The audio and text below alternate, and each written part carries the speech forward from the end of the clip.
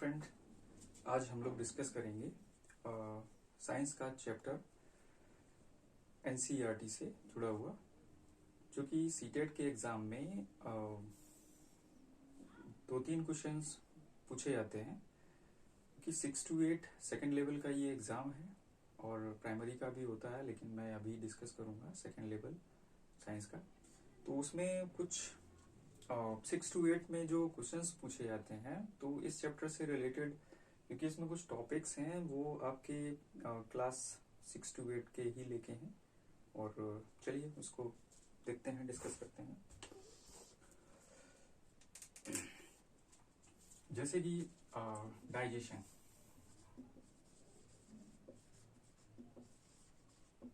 Digestion क्या है?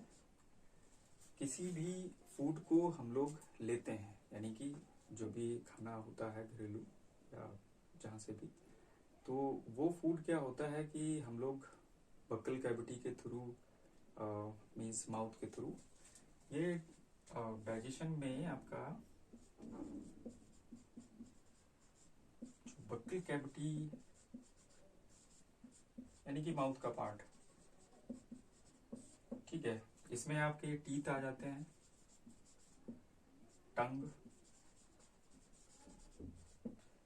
ये हेल्प करते हैं किसी भी तरीके से। एक्चुअली में क्या है कि कुछ क्वेश्चन सीटेट में पूछे गए हैं कि टंग को लेके मस्कुलर जो पार्ट होता है वो किस किस तरीके से हेल्प करता है।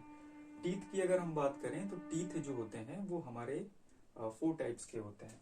जैसे कि स्ट्रक्चर अगर हम देखें तो फ्रंट के कुछ होते हैं, आई मीन फ्रंट के कुछ हिस्से, then left and right, then just back side, और सबसे लास्ट में। तो ये जो आपके टीथ होते हैं ये आपके इंसाइजर बोले जाते हैं।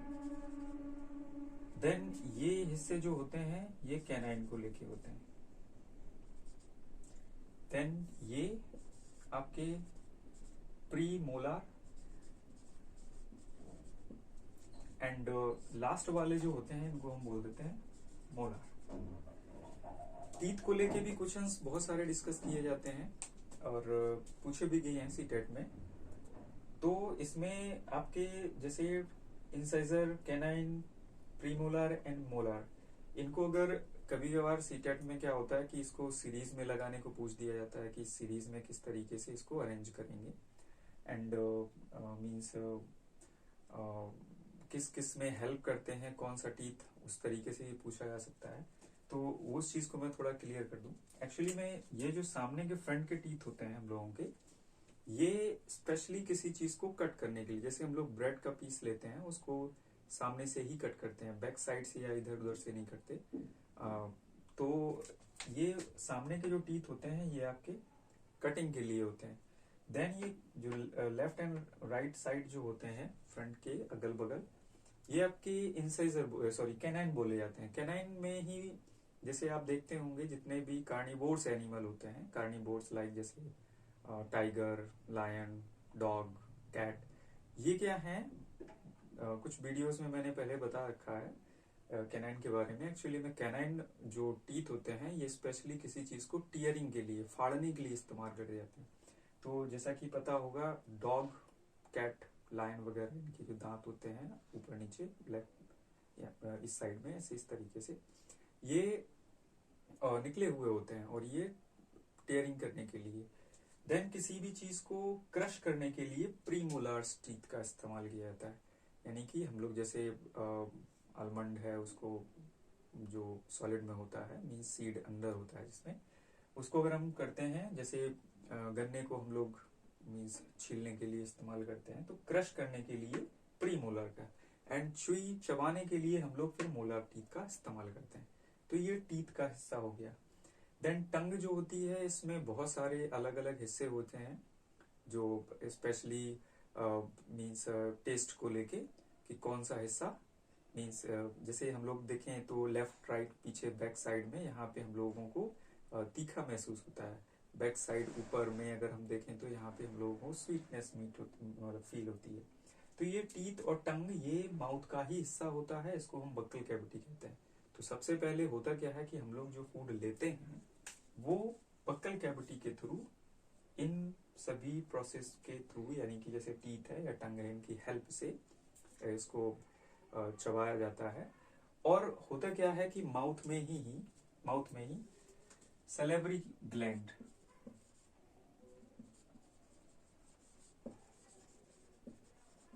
सलेवरी ग्लैंड्स होती हैं। सलेवरी ग्लैंड्स क्या करती हैं, स्पेशली सलाइवा को रिलीज करती हैं।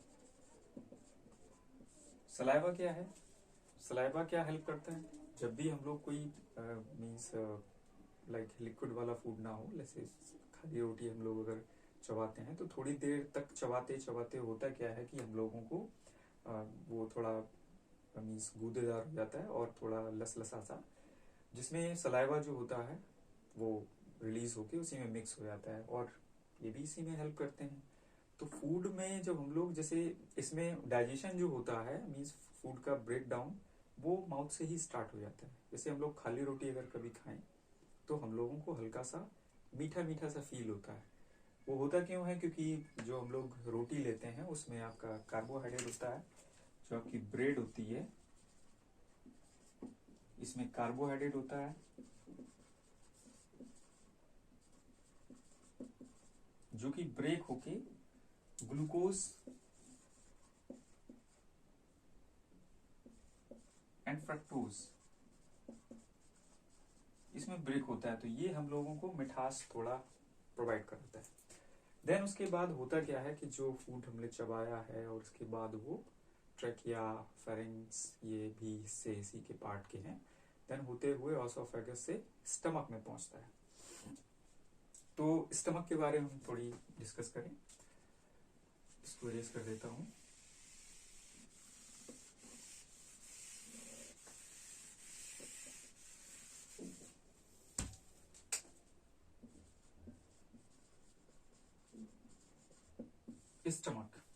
स्टमक एक आपका ये जो मीन्स लेफ्ट हैंड साइड यहाँ पे स्टमक होता है, जो कि जे शेप का होता है।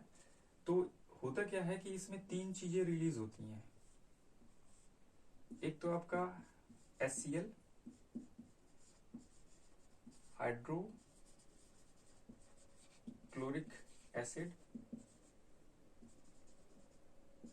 Mucus and digestive juice.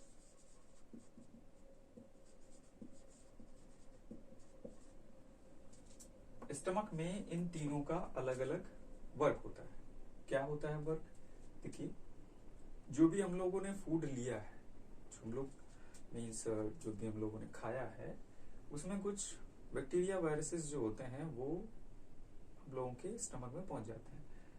HCl क्या करता है, एक तो फूड के मीडियम को एसिडिक बनाता है।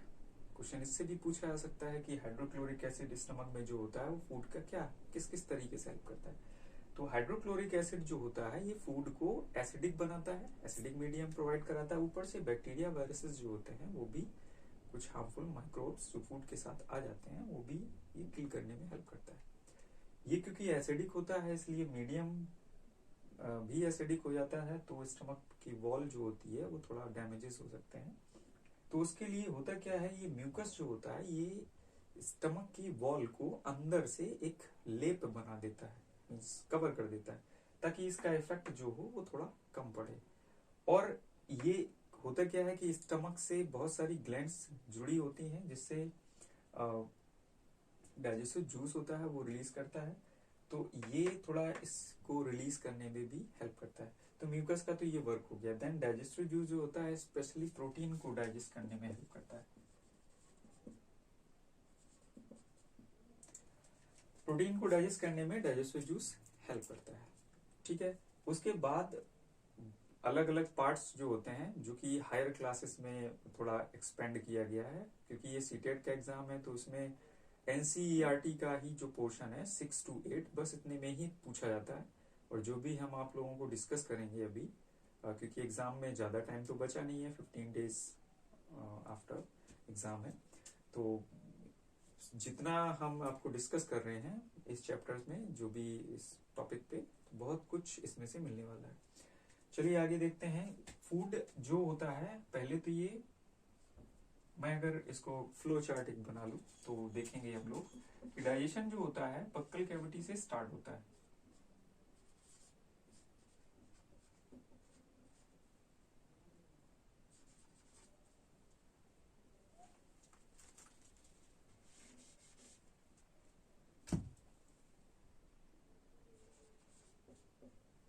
बक्कल कैविटी के बाद ये आपका एसोफेगस,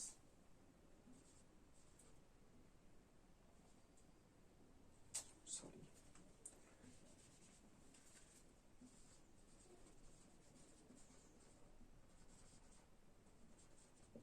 एसोफेगस से स्टमक, ये जो हिस्सा होता है ये एसोफेगस का ही होता है। देन स्टमक, उसके बाद आपका स्मॉल इंटेस्टाइन,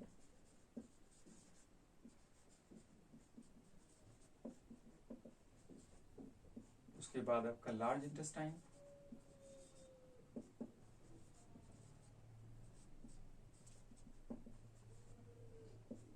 उसके बाद आपका रेक्टम, देन ये एनस। तो हम इनको टॉपिक बाय टॉपिक डिस्कस करेंगे।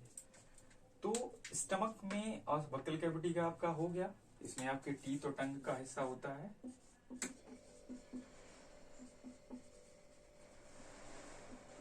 देन ये एसोफेगस का हो गया, इसमें आपका लैरिंक्स फेरिंक्स का हिस्सा होता है।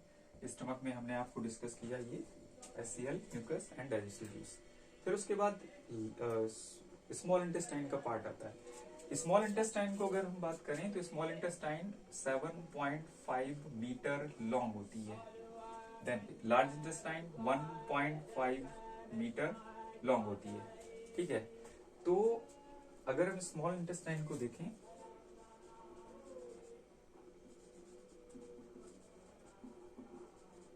तो स्मॉल इंटेस्टाइन में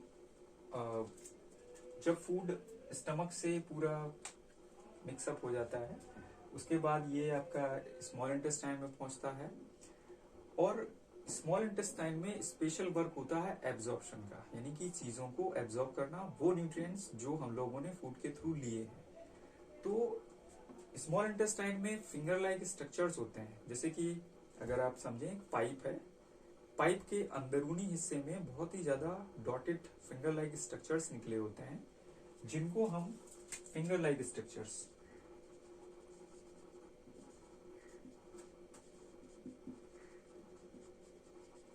जिसको हम विलाई कह देते हैं। विलस जो होता है वो सिंगुलर। विलाई क्या करता है, विलाई फूड के न्यूट्रिएंट्स को जो भी स्मॉल इंटेस्टाइन में पहुंचा है उसके न्यूट्रिएंट्स को एब्जॉर्ब करता है, और ये फूड जो एब्जॉर्ब किया है तो स्मॉल इंटेस्टाइन का जो हिस्सा है, लाइक जैसे ये स्मॉल इंटेस्टाइन का कोई हिस्सा है, बिकॉज ये 7.5 मीटर लॉन्ग होती है और ये क्वाइल्ड होती है, तो अगर मैं ये एक हिस्सा मानूं, छोटा सा टुकड़ा, तो इसको लाइक इस तरीके से, तो मैं इसको इस तरीके से करके और एक स्लाइस कर लूं यहाँ से, तो हमें कुछ इस तरीके का दिखेगा। तो इसमें ऐसे फिंगर लाइक स्ट्रक्चर्स दिखाई देते हैं। ये क्या होते हैं, बैक साइड में ब्लड वेसल्स से जुड़े होते हैं। ब्लड वेसल से जुड़े होते हैं, तो जो भी न्यूट्रिएंट्स हमने एब्जॉर्ब किया है फूड से, वो इन्हीं ब्लड वेसल्स के थ्रू बॉडी में ट्रांसफर कर दिया जाता है। तो इस प्रोसेस को, जैसे कि आपने देखा कि स्मॉल इंटेस्टाइन में फूड को एब्जॉर्ब किया गया, तो इस प्रोसेस को बोला जाता है एब्जॉर्प्शन। ठीक है, एब्जॉर्प्शन के बाद जब ये फूड मटेरियल लाइक न्यूट्रिएंट्स ये जब ब्लड के थ्रू पूरी बॉडी में ट्रांसफर कर दिए गए जहां पे जिसकी रिक्वायरमेंट होगी, उसको बोल दिया जाता है, उस प्रोसेस को एसिमिलेशन, यानी कि ट्रांसपोर्टिंग करना, एसिमिलेट करना, एसिमिलेशन। फिर उसके बाद जो भी बचा कुचा मटेरियल होता है आफ्टर अब्सॉर्बिंग न्यूट्रिएंट्स, फिर इसको क्या किया जाता है, स्मॉल इंटेस्टाइन से लार्ज इंटेस्टाइन में भेज दिया जाता है। लार्ज इंटेस्टाइन जो होता है, इतना आपका क्लियर हुआ। अब हम लार्ज इंटेस्टाइन की बात करते हैं। तो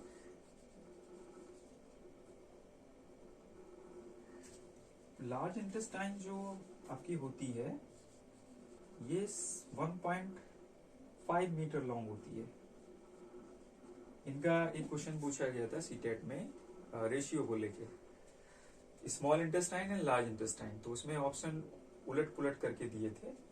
तो जैसे दे दिया हो 1.5 बाय 7.5, या फिर 7.5 1.5, या फिर कोई और वैल्यू। तो इसमें जैसे लार्ज का और स्मॉल का पूछा गया हो, तो लार्ज में आपका ये होगा या फिर ये होगा, इन दोनों में से।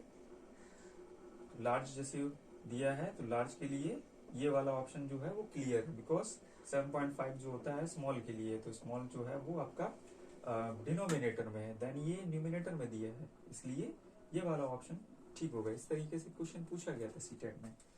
ठीक है, तो लार्ज इंटेस्टाइन में होता क्या है कि जो भी फूड स्मॉल इंटेस्टाइन से लिया गया है, लार्ज इंटेस्टाइन में पहुंचा है, तो उसमें वाटर, सॉल्ट और कुछ बचे कुछ न्यूट्रिएंट्स होते हैं वो एब्जॉर्ब कर लिए जाते हैं, लाइक बिलाइस उसमें भी होती है। देन इतना ही वर्क होता है सॉल्ट एंड वाटर को एब्जॉर्ब करना। उसके बाद फूड जो होता है वो रेक्टम में स्टोर रहता है, यहाँ पे भी थोड़ा एब्जॉर्प्शन होता है बचे हुए सॉल्ट न्यूट्रिएंट्स का, देन एनएस के थ्रू इसको रिलीज कर दिया जाता है। ठीक है, तो ये प्रोसेस जो होती है ये इसमें एक सीक्वेंस पूछा जाता है डाइजेशन का।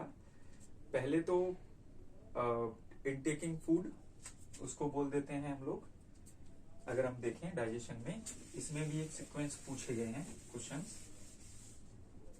एक तो मैंने बताया आपको कि large intestine and small intestine का रेशियो करके पूछा गया था क्वेश्चन। एक टंग को लेके पूछा गया था कि टंग जो होती है वो किस किस तरीके से हेल्प करती है, एंड देन टीथ को लेके कि किस टाइप के टीथ होते हैं, टाइप्स ऑफ टीथ और इनका वर्क। ठीक है, फिर उसके बाद आपका स्टमक से ये क्वेश्चंस पूछे गए हैं सीटेट में अभी तक। स्मॉल इंटेस्टाइन में भी क्वेश्चंस पूछे गए हैं स्मॉल इंटेस्टाइन के, जैसे कि इसमें विलाई, फिंगर लाइक स्ट्रक्चर्स जो होती हैं वो किस तरीके से क्या हेल्प करती हैं, उससे लेके क्वेश्चन पूछा गया। तो वो तो बात की बात रही। अभी हम लोग डाइजेशन में देखें तो फूड को टेक करना, इनटेक लेना, ये आपका इंजेशन। फिर उसके बाद फूड को डाइजेस्ट किया जाता है, तो डाइजेशन।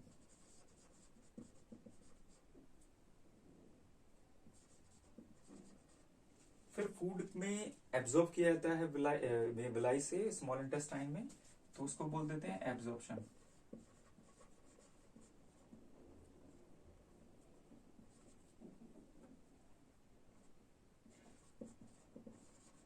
एब्जॉर्ब करने के बाद उसको विलाई के थ्रू ब्लड वेसल से पूरी बॉडी में ट्रांसपोर्ट किया जाता है, तो उसको बोल देते हैं एसिमिलेशन, जिसमें फूड ट्रांसपोर्ट किया जाता है, मींस न्यूट्रिएंट्स को। एसिमिलेशन के बाद इजेशन। अगर हम इसको समझें, फूड को लेना, च्यू करना, चबाना, और मींस टीथ और टंग के थ्रू, सलाइवरी ग्लैंड, सलाइवा के थ्रू।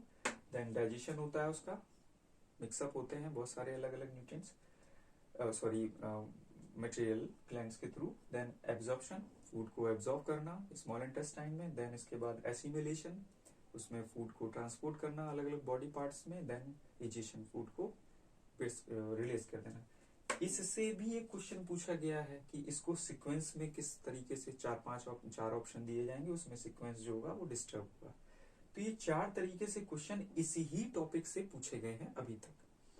ठीक है, अब हम कुछ डिस्कस करेंगे इसमें वो टॉपिक जो डाइजेशन में ही होते हैं, बट किसी भी तरीके से वो हेल्प करते हैं डाइजेशन में अलग अलग। ये तो आपने रफली अभी देखा कि क्या क्या प्रोसेस होती है। वीडियोस को थोड़ा पीछे बैक करके और उसको थोड़ा अच्छे से समझ लेना। जैसे कि हम लोग अगर देखें लीवर के बारे में, तो लीवर जो होता है, इसको हम इरेज कर दें। हम टॉपिक बाय टॉपिक छोटे मोटे टॉपिक्स को डिस्कस करेंगे।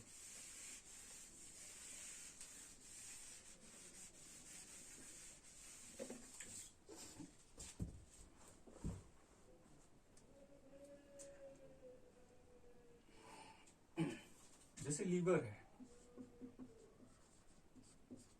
लीवर क्या करता है, स्पेशली बाइल जूस को सिक्रेट करता है, रिलीज करता है। क्या? Bile juice.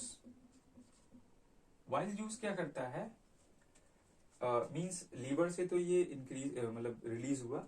ये एक लार्जेस्ट ग्लैंड होती है बॉडी में।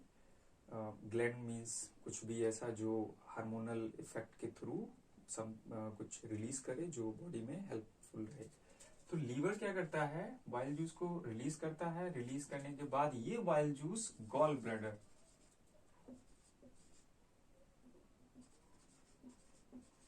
इसमें ये स्टोर रहता है। ठीक है, तो गॉल ब्लैडर में ये स्टोर रहता है स्पेशली। और अगर इसका सिचुएशन देखें तो राइट हैंड साइड लीवर जो होता है वो right hand side upper part stomach, I think ये जो मैंने आपको बताया था कि स्टमक का हिस्सा तो लेफ्ट हैंड तो थोड़ा टिल्टेड भी होता है। ये हल्का इधर साइड में जो गॉल ब्लैडर होता है वो स्पेशली सेक एक स्ट्रक्चर है। और ये लीवर से बाइल जूस गॉल ब्लैडर में हुआ और ये स्पेशली जो होता है ये फैट को डाइजेस्ट करता है। इसका ये डाइजेशन करता है। मैंने बताया था सलाइवरी ग्लैंड से सलाइवा हेल्प करता है। ये ग्लैंड्स होती हैं जो स्पेशली अलग अलग वर्क करती हैं। सलाइवा क्या करता है, कार्बोहाइड्रेट को मींस ब्रेक करता है। गॉल ब्लैडर से बाइल जूस रिलीज हुआ, और सॉरी लीवर से बाइल जूस देन ये गॉल ब्लैडर में स्टोर हुआ और ये फैट को डाइजेस्ट करता है। ठीक है, देन अगर पेंक्रियास की बात करें तो पेंक्रियास जो होता है लार्ज क्रीमी स्ट्रक्चर होता है पेंक्रियास। तो पेंक्रियास स्पेशली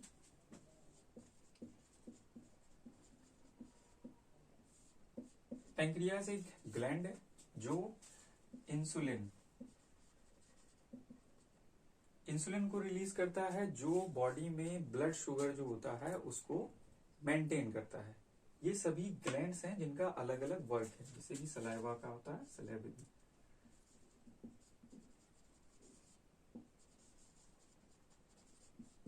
ये सलाइवा,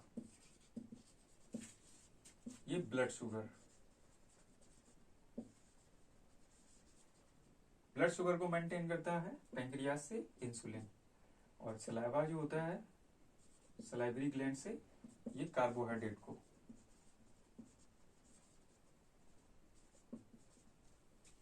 ठीक है, तो फैट, विटामिन, हाँ डाइजेस्टिव जूस जो होता है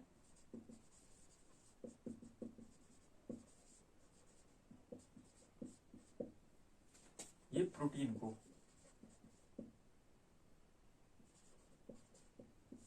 को डाइजेस्ट करता है। तो ये प्रोटीन का, कार्बोहाइड्रेट का, ब्लड शुगर को मेंटेन करना, फैट को डाइजेस्ट करना, ये अलग अलग ग्लैंड्स का अलग अलग वर्क होता है। ठीक है, तो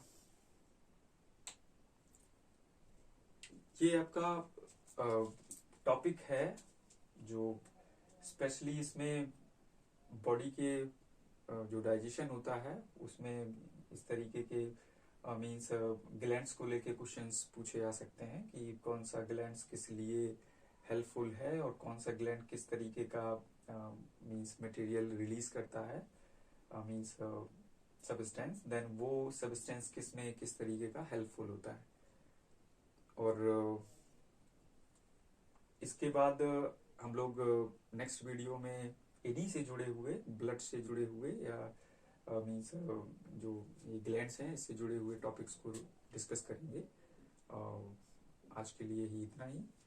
और क्योंकि सीटेट का एग्ज़ाम बहुत जल्दी होने वाला है, ज़्यादा टाइम नहीं बचा है, तो ये सब वो टॉपिक्स हम जल्दी से जल्दी आप लोगों को क्लियर करेंगे पॉइंट टू पॉइंट, जो आपके सीटेट के एग्ज़ाम में बिल्कुल डिट्टो आपको देखने को मिलेंगे। यानी कि जो भी चीज़ें आपने आपको बताई हैं इसमें ज़्यादा हमने लेंथी डिस्कशन नहीं किया है, क्योंकि एनसीईआरटी का चैप्टर अगर आप लोग डिस्कस करेंगे, पढ़ेंगे उसको, तो उसमें आपको बहुत अभी टाइम लगेगा। मैंने सिर्फ पॉइंट टू पॉइंट आपको बताया है, और चाहें तो आप लोग रीड भी कर सकते हैं, या जो भी आपको किसी भी तरीके की प्रॉब्लम हो तो आप मुझे कमेंट्स भी कर सकते हैं। बाकी चैनल को सब्सक्राइब कीजिए और शेयर कीजिए ज़्यादा से ज़्यादा। थोड़ा चैनल को प्रमोट करें ताकि मोटिवेशन हमको भी मिले, या हमारा मीन्स हम लोग थोड़ा मीन्स मोटिवेट करें किसी को, या हम किसी से मोटिवेट हों ताकि और अच्छे से अच्छा हम वर्क कर सकें। Thank you.